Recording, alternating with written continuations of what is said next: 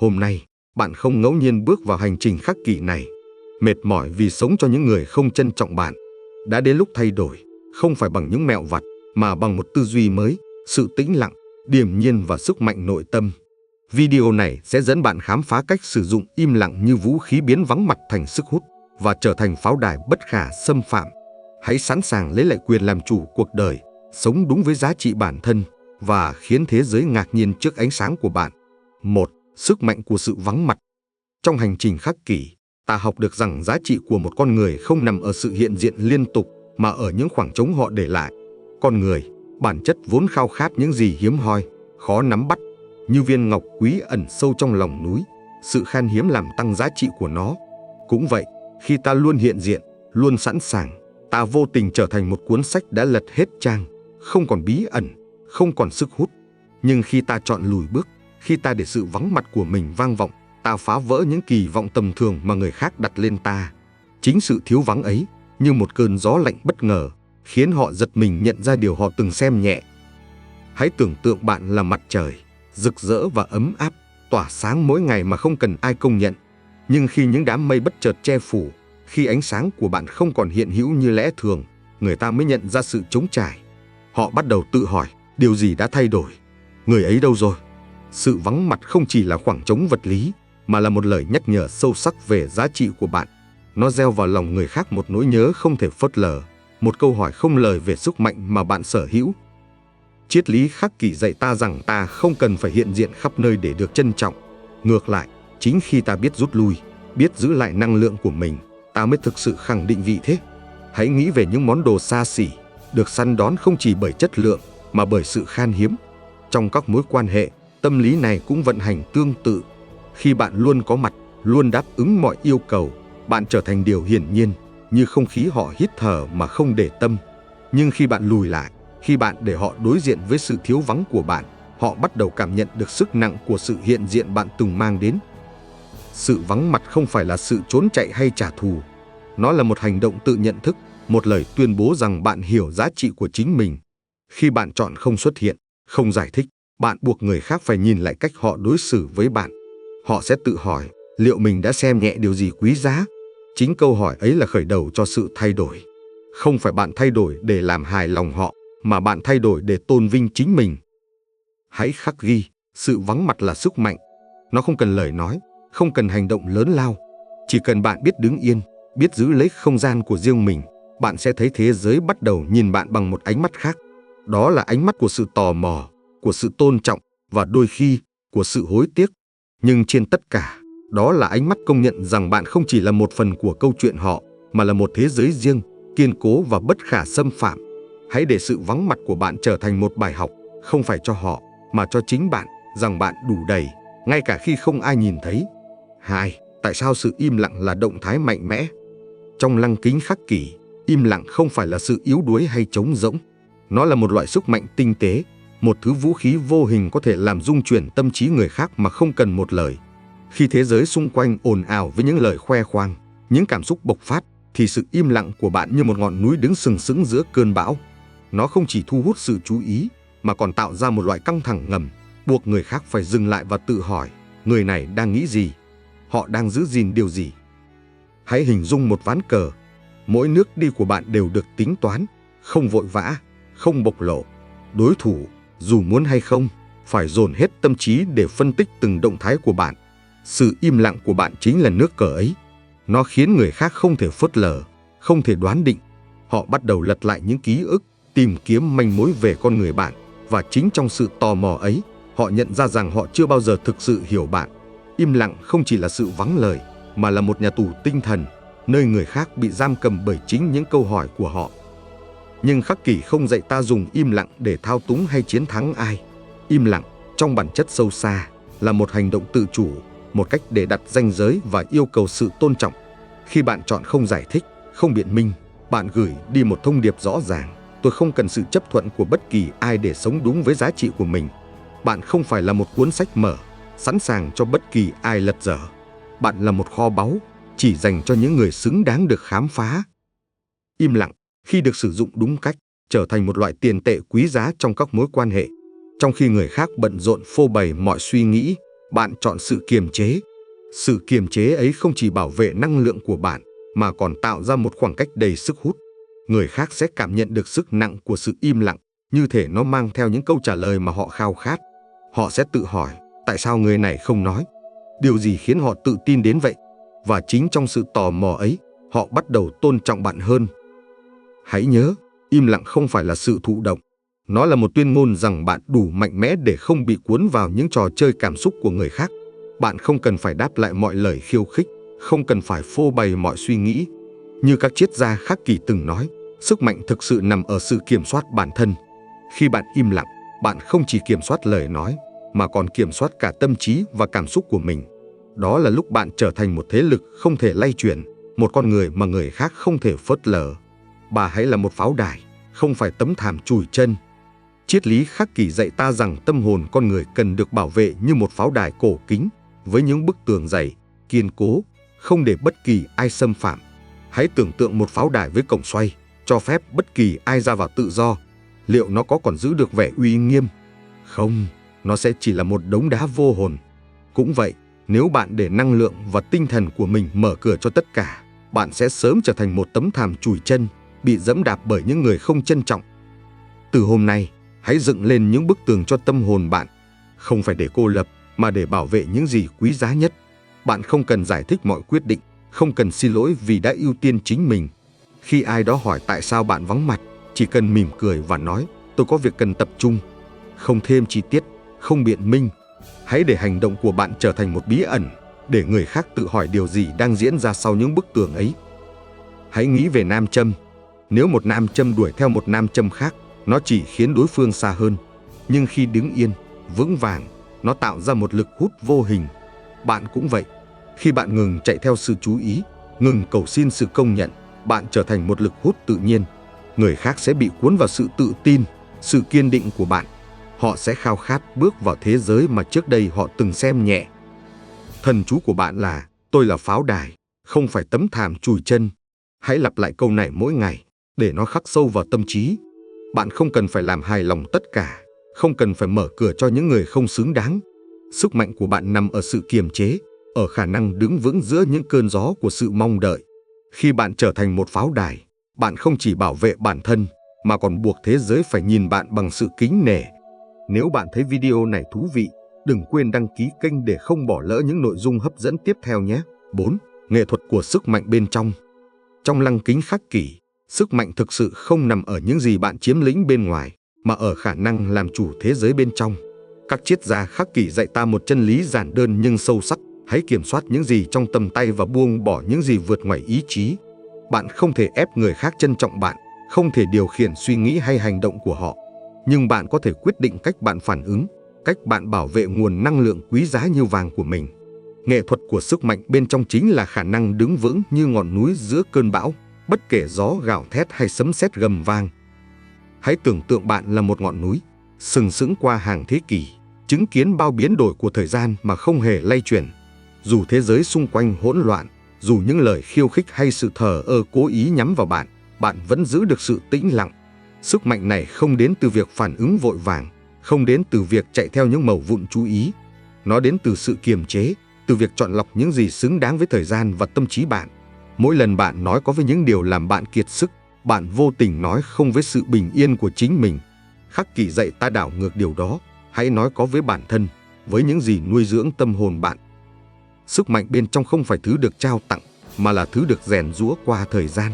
Nó đòi hỏi bạn từ chối những cám dỗ của sự công nhận hời hợt, từ chối việc để cảm xúc bị cuốn theo những lời nói vô nghĩa. Hãy nghĩ về Seneca, người từng nói rằng sự bình yên chỉ đến khi ta không còn bị lay động bởi những điều ngoài tầm kiểm soát. Khi bạn học cách không phản ứng trước mọi kích thích, bạn xây dựng một pháo đài tinh thần mà không ai có thể xâm phạm. Sự điềm tĩnh của bạn trở thành một tấm gương, buộc người khác phải đối diện với sự nông nổi của họ. Bình yên thật sự là khi bạn không còn bận tâm liệu người khác có gọi điện, có nhắn tin hay không. Bạn không chờ đợi trong bóng tối, không phụ thuộc vào sự chấp thuận từ bên ngoài. Đây là khởi đầu của một hành trình mới, nơi bạn bước vào trung tâm cuộc đời mình, viết nên câu chuyện của riêng bạn. Những người thực sự trân trọng bạn sẽ tìm đến, không phải vì bạn cố gắng giữ họ, mà vì họ nhận ra ánh sáng từ sự tự chủ của bạn. Sức mạnh này không ồn ào, không phô trương, nhưng nó vang vọng mạnh mẽ hơn bất kỳ lời nói nào. Hãy khắc ghi, bạn là kiến trúc sư của tâm hồn mình. Mỗi quyết định giữ vững lập trường, mỗi lần bạn từ chối chạy theo sự chú ý, bạn đang xây thêm một viên đá vào pháo đài nội tâm. Đừng để những cơn gió phù phiếm làm lung lay ý chí. Hãy đứng yên, để thế giới nhận ra rằng bạn không chỉ là một phần của câu chuyện họ, mà là một thế giới riêng, bất khả xâm phạm. Khi bạn sống với sức mạnh bên trong, bạn không cần ai trao cho bạn sự tôn trọng. Sự tôn trọng ấy sẽ tự tìm đến, như dòng sông chảy về biển cả, bởi bạn đã trở thành một ngọn núi không thể lay chuyển. 5. Kiểm soát giá trị bản thân. Khắc kỷ dạy ta rằng giá trị của một con người không nằm ở sự công nhận từ người khác, mà ở cách họ nhìn nhận chính mình. Khi bạn không ngừng tìm kiếm sự chấp thuận, bạn vô tình gửi đi thông điệp rằng hạnh phúc của bạn phụ thuộc vào ánh mắt của kẻ khác. Nhưng con người, bản chất vốn trân trọng những gì đòi hỏi nỗ lực để có được. Như viên ngọc ẩn sâu trong đá, giá trị của bạn chỉ tỏa sáng khi bạn biết giữ gìn, không phô bày một cách dễ dãi. Kiểm soát giá trị bản thân là nghệ thuật sống với sự tự tin, không cần khoe khoang, không cần ai xác nhận. Hãy tưởng tượng bạn là một kho báu, không phải để ai cũng có thể chạm vào, mà chỉ dành cho những người xứng đáng. Khi bạn luôn sẵn sàng, luôn đáp ứng mọi mong đợi, bạn trở thành điều hiển nhiên, như không khí mà người ta hít thở mà không để tâm. Nhưng khi bạn lùi lại, khi bạn để sự im lặng của mình tạo ra khoảng trống, một điều kỳ diệu xảy ra. Người khác bắt đầu cảm nhận sự vắng mặt của bạn, như thể một phần thế giới họ bỗng trở nên trống trải. Họ tự hỏi, tại sao người này không còn ở đây? Liệu mình đã đánh mất điều gì quý giá? Chính sự bí ẩn ấy khiến họ nhìn bạn bằng ánh mắt mới. Marcus Aurelius từng nói chúng ta càng coi trọng những thứ ngoài tầm kiểm soát, chúng ta càng ít kiểm soát chính mình. Sự chú ý của người khác là thứ bạn không thể nắm giữ, nhưng lòng tự trọng của bạn thì hoàn toàn nằm trong tay bạn. Khi bạn từ bỏ nhu cầu được công nhận, bạn lấy lại quyền làm chủ cảm xúc và giá trị của mình. Hãy ngừng chạy theo những ánh mắt thoáng qua, ngừng phản ứng trước mọi thông báo hay tin nhắn. Thay vào đó, hãy để sự im lặng của bạn nói lên tất cả. Khoảng cách bạn tạo ra không chỉ giúp bạn phục hồi năng lượng, mà còn thay đổi cách người khác nhìn nhận bạn. Sự im lặng của bạn là một lời tuyên bố, tôi không cần sự chú ý của bạn để biết mình giá trị. Khi bạn giữ vững lập trường, khi bạn không còn dễ dàng phục tùng, người khác sẽ tự đặt câu hỏi về hành vi của họ. Họ sẽ nhận ra rằng sự hiện diện của bạn không phải là điều hiển nhiên, mà là một món quà. Thần chú của bạn là, tôi là giải thưởng của chính mình, tôi vững vàng và hoàn chỉnh. Hãy lặp lại câu này, để nó khắc sâu vào tâm trí, nhắc nhở bạn rằng bạn không cần ai trao cho bạn giá trị. Giá trị ấy đã ở trong bạn, từ lâu, chỉ chờ bạn nhận ra. Hãy sống như một pháo đài, không phải một cánh cửa mở rộng. Đừng để năng lượng của bạn bị tiêu hao bởi những người không trân trọng. Khi bạn ngừng theo đuổi, bạn trở thành người được theo đuổi. Không phải vì bạn thao túng, mà vì bạn đã khẳng định giá trị bản thân một cách kiên định. Sự tự tin ấy, sự bí ẩn ấy, sẽ khiến người khác khao khát bước vào thế giới của bạn. Nhưng hãy nhớ, bạn không ở đây để làm hài lòng tất cả. Bạn ở đây để sống đúng với chính mình, để trở thành phiên bản rực rỡ nhất của bản thân, không cần ai xác nhận. 6. Thời gian của bạn là vàng. Trong triết lý khắc kỷ, thời gian là tài sản quý giá nhất, không thể tái tạo, không thể mua lại. Như William Penn từng nói, thời gian là thứ ta khao khát nhất, nhưng cũng là thứ ta dễ dàng lãng phí. Mỗi phút trôi qua là một đồng vàng rơi khỏi tay, không bao giờ trở lại. Khắc kỷ dạy ta nhìn thời gian như một ngân hàng thiêng liêng, nơi ta phải đầu tư khôn ngoan vào những gì nuôi dưỡng tâm hồn, phát triển bản thân và mang lại niềm vui đích thực. Khi bạn để thời gian của mình bị tiêu hao bởi những người không trân trọng, bạn không chỉ mất đi phút giây, mà còn đánh mất chính mình. Hãy hình dung mỗi giờ của bạn như một viên ngọc quý, chỉ nên trao cho những điều xứng đáng. Bao lần bạn đã dừng lại cuộc sống của mình, hủy bỏ kế hoạch, chỉ để chờ một tin nhắn, một lời đáp từ những người xem sự hiện diện của bạn như điều hiển nhiên. Bao lần bạn hy sinh giấc mơ để làm hài lòng kẻ khác. Khắc kỷ nhắc nhở ta rằng thời gian không phải thứ để cho đi miễn phí. Nó là tài sản hữu hạn, là máu thịt của cuộc đời bạn. Khi bạn trân trọng thời gian, bạn buộc người khác phải tôn trọng nó, như cách họ tôn kính một kho báu hiếm có. Từ hôm nay, hãy trở thành kiến trúc sư của thời gian mình. Đừng để lịch trình của người khác định đoạt nhịp sống của bạn. Hãy hướng từng phút giây vào những dự án khơi dậy đam mê, những mục tiêu thắp sáng con đường bạn đi, và những khoảnh khắc mang lại bình yên. Khi bạn lùi lại, khi bạn ngừng phục vụ những ai coi thường năng lượng của mình, bạn không chỉ lấy lại sức mạnh, mà còn gửi đi một thông điệp: sự hiện diện của tôi là đặc ân, không phải quyền lợi của bất kỳ ai. Sự vắng mặt của bạn sẽ khiến họ nhận ra khoảng trống mà trước đây họ không để tâm. Sống với nhịp điệu của riêng bạn là cách khắc kỷ tôn vinh giá trị bản thân. Bạn không cần chạy theo sự chú ý, không cần làm hài lòng tất cả. Hãy tưởng tượng cuộc đời bạn như một dòng sông, chảy theo hướng của riêng nó, không bị lệch bởi những cơn gió phù phiếm. Mỗi phút bạn dành để phát triển, để học hỏi, để yêu thương chính mình là một viên đá xây nên pháo đài nội tâm. Thần chú của bạn là thời gian của tôi thuộc về tôi. Hãy lặp lại câu này để nó vang vọng trong tâm trí, nhắc nhở bạn rằng từng giây phút là tài sản không thể thương lượng. Khi bạn sở hữu thời gian của mình, năng lượng của bạn thay đổi. Bạn trở nên tập trung, kiên định và khó tiếp cận hơn. Chính sự kiên cố ấy khiến bạn cuốn hút như ngọn lửa cháy sáng trong đêm tối, thu hút những ai biết trân trọng ánh sáng. Những người từng xem nhẹ bạn sẽ bắt đầu cảm nhận sự thiếu vắng, sẽ tự hỏi tại sao họ không còn đặc quyền tiếp cận bạn. Nhưng điều đó không còn quan trọng nữa, bởi bạn đã quá bận rộn xây dựng cuộc đời mình, sống theo nhịp điệu của chính bạn. Hãy khắc ghi, thời gian là vàng, và bạn là người quyết định cách sử dụng nó. Hãy đứng vững, bảo vệ từng phút giây, và để thế giới nhận ra rằng sự hiện diện của bạn là một món quà vô giá. 7. Nâng cao tiêu chuẩn. Khắc kỷ dạy ta một chân lý khắc nghiệt nhưng giải phóng. Bạn sẽ nhận được đúng những gì bạn chấp nhận. Nếu bạn bằng lòng với những mẩu vụn sự thiếu tôn trọng, những lời hứa nửa vời hay sự chú ý thoáng qua thì đó sẽ là tất cả những gì bạn có. Hãy tưởng tượng bạn ngồi trong một bữa tiệc lớn, nhưng thay vì được mời thưởng thức món ngon, bạn chỉ nhận vài mẩu bánh mì vụn. Liệu bạn sẽ hài lòng? Liệu bạn sẽ cảm thấy mình được trân trọng? Chắc chắn không. Nhưng đó chính là điều bạn làm khi chấp nhận sự quan tâm hời hợt, khi hạ thấp giá trị bản thân để làm vừa lòng người khác. Nâng cao tiêu chuẩn là hành động khẳng định rằng bạn biết mình xứng đáng với những gì tốt đẹp nhất. Nhiều người sợ rằng đặt tiêu chuẩn cao sẽ khiến họ bị gọi là kiêu ngạo, đòi hỏi. Nhưng khắc kỷ nhắc nhở ta rằng đó chỉ là lời bào chữa của những kẻ không muốn trao cho bạn sự tôn trọng bạn đáng có. Khi bạn tuyên bố rằng thời gian, năng lượng và sự hiện diện của bạn là quý giá, bạn không chỉ bảo vệ bản thân, mà còn lọc ra những mối quan hệ không xứng đáng. Những người phù hợp sẽ đáp ứng tiêu chuẩn của bạn, còn những kẻ không thể sẽ tự rời đi. Và điều đó hoàn toàn ổn. Hãy đứng thẳng, ngẩng cao đầu và tuyên bố, tôi xứng đáng với sự tôn trọng, tôi xứng đáng với những điều tốt nhất.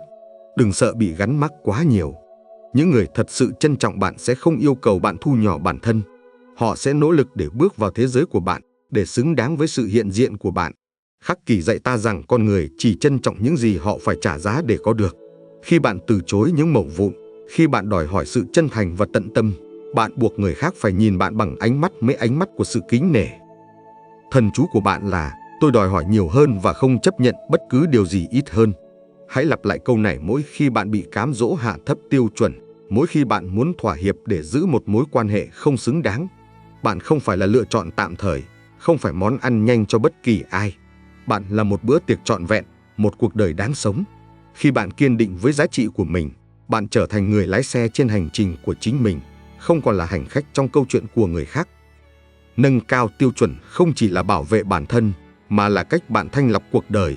Những mối quan hệ độc hại, những người chỉ biết lấy đi mà không trao lại, sẽ dần biến mất. Bạn sẽ thấy mình được bao quanh bởi những người biết trân trọng, những người sẵn sàng nỗ lực để ở bên bạn. Nhưng quan trọng hơn, bạn sẽ tìm thấy sự bình yên trong chính mình, khi không còn phải chờ đợi sự công nhận từ bên ngoài. Hãy khắc ghi, bạn xứng đáng với những điều tốt đẹp nhất. Đừng để bất kỳ ai, bất kỳ hoàn cảnh nào khiến bạn nghĩ khác. Hãy sống với tiêu chuẩn cao, để thế giới phải thăng tiến để xứng đáng với bạn. Nếu bạn thấy video này hay, hãy đăng ký kênh để tiếp thêm động lực cho mình tạo ra nhiều nội dung chất lượng hơn nữa nhé. 8. Ngậm chặt môi, không cần giải thích. Trong triết lý khắc kỷ, im lặng là một tuyên ngôn mạnh mẽ hơn bất kỳ lời nói nào. Nó không phải sự trống rỗng, mà là một không gian chứa đựng những câu trả lời sâu sắc. Ta thường cảm thấy áp lực phải giải thích mọi quyết định, như thể cuộc đời mình nợ người khác một lời biện minh. Nhưng khắc kỷ dạy ta một chân lý giải phóng, bạn không nợ ai lời giải thích. Khi bạn ngậm chặt môi, khi bạn từ chối phô bày tâm tư, bạn lấy lại quyền kiểm soát câu chuyện của mình. Sự im lặng ấy, như một tấm gương, buộc người khác đối diện với hành vi của chính họ. Hãy tưởng tượng bạn là một pháo đài cổ kính, với những bức tường dày cộp, không để lộ bí mật bên trong. Khi ai đó hỏi tại sao bạn không đáp lại, tại sao bạn vắng mặt, bạn chỉ cần mỉm cười và nói, tôi bận. Không thêm chi tiết, không xin lỗi. Sự im lặng sau câu nói ấy là một thông điệp rõ ràng. Bạn tự tin vào ranh giới của mình, không cần sự chấp thuận từ bất kỳ ai. Người khác sẽ cảm nhận được sức nặng của sự im lặng, như thể nó mang theo một bí ẩn mà họ khao khát giải mã. Họ sẽ tự hỏi, điều gì đã thay đổi? Liệu mình đã mất đặc quyền tiếp cận họ? Sự im lặng không phải là thô lỗ hay lạnh nhạt. Nó là hành động bảo vệ năng lượng, là sự khôn ngoan của người biết khi nào nên nói, khi nào nên giữ. Mỗi lần bạn giải thích, bạn trao đi một phần sức mạnh, mời người khác tham gia vào những quyết định thuộc về bạn.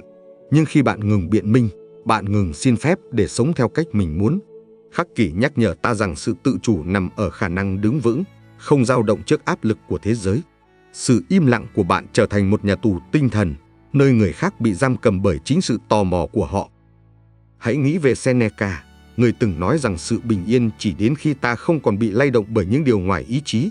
Khi bạn không giải thích, bạn không chỉ bảo vệ tâm hồn, mà còn khiến người khác nhìn lại cách họ đối xử với bạn. Họ sẽ tự hỏi, tại sao mình từng coi thường họ? Tại sao họ không cần lời xin lỗi từ mình? Chính sự im lặng của bạn buộc họ đối diện với những sai lầm mà trước đây họ phớt lờ. Thần chú của bạn là, tôi không nợ ai lời giải thích, tôi kiểm soát câu chuyện của mình. Hãy lặp lại câu này, để nó khắc sâu vào tâm trí, nhắc nhở bạn rằng bạn đủ mạnh mẽ để không bị cuốn vào trò chơi cảm xúc của kẻ khác. Sự im lặng là sức mạnh tinh tế, vang vọng hơn mọi lời nói. Nó cho thấy bạn không cần sự công nhận để sống đúng với giá trị của mình. Những người thực sự trân trọng bạn sẽ chấp nhận ranh giới của bạn, không đòi hỏi bạn phô bày tất cả. Còn những kẻ không hiểu, họ vốn dĩ không thuộc về hành trình của bạn. Hãy đứng yên, ngậm chặt môi và để thế giới nhận ra rằng bạn là một pháo đài, không phải tấm thảm chùi chân. Sự im lặng của bạn sẽ khiến họ khao khát bước vào thế giới mà họ từng xem nhẹ. Nhưng giờ đây, bạn là người quyết định ai xứng đáng. 9. Hãy bừng sáng và khiến họ ngạc nhiên. Khắc Kỷ dạy ta rằng sự tỏa sáng đích thực không đến từ việc làm hài lòng người khác, mà từ việc trân trọng chính mình. Hãy tự hỏi, lần cuối bạn đầu tư vào bản thân, không vì ai khác, mà chỉ để trở thành phiên bản tốt nhất của mình, là khi nào?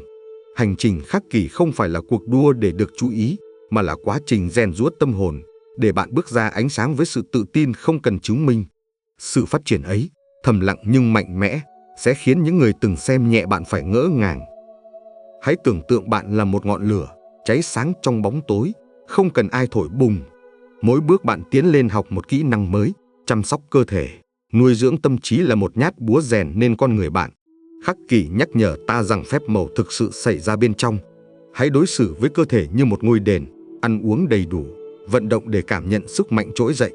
Hãy thắp sáng tâm trí bằng những ý tưởng khơi dậy đam mê, những cuốn sách mở ra chân trời mới.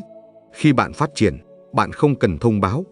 Sự vắng mặt đầy quyền lực của bạn sẽ khiến người khác tự hỏi, điều gì đã thay đổi? Sự tỏa sáng này không phải để trả thù hay gây ấn tượng. Nó là món quà bạn tặng cho chính mình, là lời tuyên bố rằng bạn nợ bản thân một cuộc đời rực rỡ. Như triết gia Epictetus từng nói, hạnh phúc nằm ở việc sống đúng với bản chất của mình. Bạn không cần phát sóng từng bước tiến, không cần sự công nhận từ bên ngoài. Hãy để sự bí ẩn của bạn khiến người khác bối rối, khiến họ tự hỏi liệu họ từng thực sự hiểu bạn. Nhưng đến lúc đó, điều ấy không còn quan trọng, bởi bạn đã buông bỏ họ, đã bước vào ánh đèn sân khấu của chính mình. Thần chú của bạn là, tôi tỏa sáng vì chính mình, không cần ai xác nhận. Hãy lặp lại câu này mỗi ngày, để nó nhắc nhở bạn rằng giá trị của bạn không phụ thuộc vào ánh mắt của kẻ khác. Mỗi lần bạn chọn bản thân, bạn thắp lại ngọn lửa nội tâm mà không ai có thể dập tắt. Hãy xây dựng một cuộc đời trọn vẹn, nơi bạn là nhân vật chính, không phải cái bóng của ai khác. Sự tự tin ấy, sự kiên định ấy, sẽ khiến bạn trở thành một thế lực không thể ngăn cản. Khi bạn bừng sáng, bạn không chỉ thay đổi bản thân, mà còn thay đổi cách thế giới nhìn bạn. Những người từng xem nhẹ bạn sẽ nhận ra họ đã đánh mất một kho báu. Họ sẽ ngồi trong bóng tối, tự hỏi liệu còn cơ hội để theo kịp bạn. Nhưng bạn không ở đây để chờ đợi họ. Bạn đang bận sống, bận tỏa sáng, bận trở thành phiên bản rực rỡ nhất của mình. Khắc Kỷ dạy ta rằng sức mạnh thực sự nằm ở sự tự chủ, ở khả năng sống đúng với giá trị mà không cần sự chấp thuận. Hãy đứng vững, để năng lượng của bạn nói lên tất cả, và để thế giới ngạc nhiên trước ánh sáng mà bạn mang đến. 10. Học cách nói không. Triết lý Khắc Kỷ dạy ta rằng sức mạnh thực sự bắt đầu từ khả năng từ chối. Nói không không phải là hành động lạnh lùng, mà là lời tuyên bố độc lập, khẳng định rằng bạn trân trọng thời gian, năng lượng và hạnh phúc của mình. Mỗi lần bạn miễn cưỡng nói có chỉ để tránh xung đột, bạn đánh đổi một phần bình yên, để người khác viết nên câu chuyện cuộc đời bạn. Khắc Kỷ nhắc nhở ta, Nếu bạn không đặt ranh giới, người khác sẽ đặt chúng cho bạn, và khi ấy, bạn chỉ là một công cụ trong thế giới của họ. Hãy tưởng tượng bạn là một người gác cổng, đứng trước cánh cửa dẫn vào tâm hồn mình. Mỗi lời mời, mỗi yêu cầu là một vị khách. Bạn có quyền chọn ai được bước vào, ai phải dừng lại. Nói không là đóng cánh cửa ấy, không phải để cô lập, mà để bảo vệ những gì quý giá. Khi bạn kiên định từ chối những điều không phù hợp, bạn gửi đi thông điệp: tôi coi trọng bản thân, và ranh giới của tôi không thể thương lượng. Những người trân trọng bạn sẽ tôn trọng quyết định ấy, không ép buộc bạn thay đổi. Sức mạnh của sự từ chối nằm ở sự tự chủ. Như Warren Buffett từng nói, người thành công biết nói không với hầu hết mọi thứ. Bạn không sống để làm hài lòng tất cả, không phải cây cầu cho bất kỳ ai bước qua. Hãy nghĩ về lần cuối bạn nói có chỉ để tránh cảm giác tội lỗi, cảm giác hối hận ấy thế nào. Giờ hãy hình dung bạn thay thế bằng một lời không chắc chắn, đúng với mong muốn thật sự. Đó là cảm giác giải phóng, như trút bỏ một gánh nặng, để bạn sống đúng với những gì mình trân trọng. Thần chú của bạn là: tôi nói không để bảo vệ sự bình yên và ưu tiên của mình. Hãy lặp lại câu này, để nó khắc sâu vào tâm trí, nhắc nhở bạn rằng bạn không nợ ai sự hy sinh. Mỗi lời không là một viên đá xây nên pháo đài nội tâm, tạo không gian cho những điều thật sự quan trọng, sự phát triển, đam mê và niềm vui của bạn. Những người cố gây áp lực, khiến bạn cảm thấy tội lỗi, chỉ quan tâm đến lợi ích của họ. Khắc Kỷ dạy ta nhận ra rằng sự từ chối không phải là ích kỷ, mà là hành động yêu thương bản thân. Hãy đứng vững, nói không mà không cần giải thích, không cần thương lượng. Sự kiên định ấy sẽ khiến người khác nhìn bạn bằng ánh mắt của sự kính nể. Họ sẽ nhận ra rằng thời gian và năng lượng của bạn không phải thứ để đòi hỏi, mà là đặc ân để trân trọng. Khi bạn bảo vệ ranh giới của mình, bạn không chỉ lấy lại quyền kiểm soát, mà còn truyền cảm hứng cho chính mình sống đúng với giá trị. Hãy khắc ghi, mỗi lời không là một lời có với tương lai mà bạn xứng đáng, một cuộc đời nơi bạn là nhân vật chính, không phải cái bóng của ai khác. 11. Trở nên bất khả xâm phạm về mặt cảm xúc. Khắc Kỷ dạy ta rằng kẻ làm chủ cảm xúc của bạn chính là kẻ kiểm soát bạn. Trong cuộc sống, nhiều người cố ý khiêu khích, phớt lờ hay chạm vào điểm yếu của bạn chỉ để xem bạn có dao động. Nhưng bạn sở hữu một vũ khí bí mật, sự bất khả xâm phạm về mặt cảm xúc. Khi bạn giữ bình tĩnh, không phản ứng trước những trò chơi tâm lý, bạn đảo ngược quyền lực. Sự điềm tĩnh của bạn như mặt hồ phẳng lặng giữa cơn bão, khiến những kẻ muốn thao túng phải bối rối, mất đi lợi thế. Hãy tưởng tượng bạn là ngọn núi, sừng sững qua bao thế kỷ, không lay chuyển dù gió gào hay sấm rền. Những lời trêu chọc, những hành động cố ý làm tổn thương chỉ là những cơn gió thoảng qua, không thể làm sứt mẻ bề mặt của bạn. Khắc Kỷ nhắc nhở ta rằng sự độc lập cảm xúc không phải là lạnh lùng, mà là khả năng chọn lọc ai và điều gì xứng đáng với phản ứng của bạn. Khi bạn không đáp lại mọi kích thích, bạn xây dựng một bức tường thép quanh tâm trí, nơi không ai có thể xâm phạm. Sự bất khả xâm phạm này là sức mạnh của sự im lặng. Những người thích kiểm soát thường dựa vào phản ứng của bạn để tiếp tục trò chơi. Nếu bạn dao động, họ sẽ đẩy xa hơn. Nhưng khi bạn ngừng phản ứng, trò chơi kết thúc. Sự ổn định của bạn vang vọng mạnh mẽ hơn bất kỳ lời nói nào, khiến họ tự hỏi, tại sao mình không còn ảnh hưởng đến họ? Thần chú của bạn là: tôi đang kiểm soát. Hãy lặp lại câu này, để nó trở thành bộ giáp tinh thần, bảo vệ bạn khỏi những cơn sóng cảm xúc do người khác gây ra. Hãy nghĩ về Epictetus, người từng nói rằng không ai có thể làm tổn thương bạn trừ khi bạn cho phép. Khi bạn giữ được sự điềm tĩnh, bạn không chỉ bảo vệ bình yên nội tâm, mà còn trở nên hấp dẫn một cách bí ẩn. Không gì thu hút hơn một con người không thể bị đoán định, không thể bị lay chuyển. Những kẻ từng cố thao túng bạn sẽ mất ngủ, tự hỏi tại sao họ không còn nắm giữ bạn. Nhưng bạn không cần tranh cãi, không cần chứng minh. Sự im lặng và sự kiên định của bạn đã nói lên tất cả. Hãy khắc ghi, bạn là người gác cổng của tâm hồn mình. Không ai có thể khuấy động sự bình yên của bạn nếu bạn không mở cửa. Khi bạn chọn hòa bình thay vì kịch tính, bạn không chỉ bảo vệ bản thân, mà còn truyền cảm hứng cho chính mình sống với sự tự chủ. Hãy đứng vững, để thế giới nhận ra rằng bạn là một pháo đài bất khả xâm phạm, nơi chỉ những giá trị cao quý nhất được chào đón. 12. Trở thành giải thưởng để họ đuổi theo. Khắc Kỷ dạy ta rằng sức mạnh thực sự không nằm ở việc chạy theo, mà ở việc đứng yên và để những gì xứng đáng tìm đến. Khi bạn ngừng đuổi theo sự công nhận, bạn trở thành một bí ẩn, một giải thưởng mà người khác khao khát. Con người bị cuốn hút bởi những gì ngoài tầm với, bị mê hoặc bởi sự tự tin không lay chuyển. Khắc Kỷ nhắc nhở ta rằng bạn không cần van xin sự chú ý, không cần làm hài lòng tất cả. Khi bạn sống đúng với giá trị của mình, bạn tự nhiên trở thành ngọn lửa thu hút mọi ánh nhìn. Hãy tưởng tượng bạn là một thỏi nam châm, đứng vững giữa cơn gió. Bạn không cần đuổi theo, không cần vỗ tay tán dương. Sự tự chủ của bạn, sự bình yên của bạn tạo ra một lực hút vô hình. Khi bạn ngừng tìm kiếm sự chấp thuận, bạn xây dựng một thế giới xoay quanh chính mình, không phụ thuộc vào bất kỳ ai. Người khác sẽ cảm nhận được sức hút ấy, sẽ khao khát bước vào thế giới mà họ từng xem nhẹ. Thần chú của bạn là tôi thu hút, tôi không đuổi theo. Hãy lặp lại câu này để nó khắc sâu vào tâm trí, nhắc nhở bạn rằng giá trị của bạn không cần ai xác nhận. Sự hấp dẫn của bạn nằm ở sự kiên định. Khi bạn đặt tiêu chuẩn cao, khi bạn từ chối sự nỗ lực nửa vời, bạn buộc người khác phải thăng tiến để xứng đáng với bạn. Khắc kỷ dạy ta rằng những gì bạn không cố nắm giữ thường tự tìm đến. Hãy nghĩ về lần cuối bạn vắt kiệt sức để được chú ý. Giờ hãy hình dung bạn đứng yên, sống với sự tự tin và để người khác tự hỏi liệu mình còn cơ hội để bước vào thế giới của họ. Sự vắng mặt của bạn, sự im lặng của bạn sẽ khiến họ nhận ra những gì họ đã đánh mất. Hãy khắc ghi, bạn là giải thưởng, không phải người cầu xin. Khi bạn không còn ở hậu trường, chờ đợi sự công nhận, người khác sẽ bắt đầu theo đuổi bạn. Họ sẽ cảm nhận sự trống trải khi bạn không còn ở đó, sẽ tự hỏi tại sao họ từng phớt lờ bạn. Nhưng bạn không cần vội vàng. Bạn đã bước ra ánh sáng, sống với sự kiên định và tự tôn. Hãy đứng thẳng để thế giới nhận ra rằng bạn là một kho báu, chỉ dành cho những ai biết trân trọng. Hành trình khắc kỷ khép lại với bài học im lặng là sức mạnh, sự vắng mặt là lời tuyên ngôn, và bạn là giải thưởng không cần chứng minh.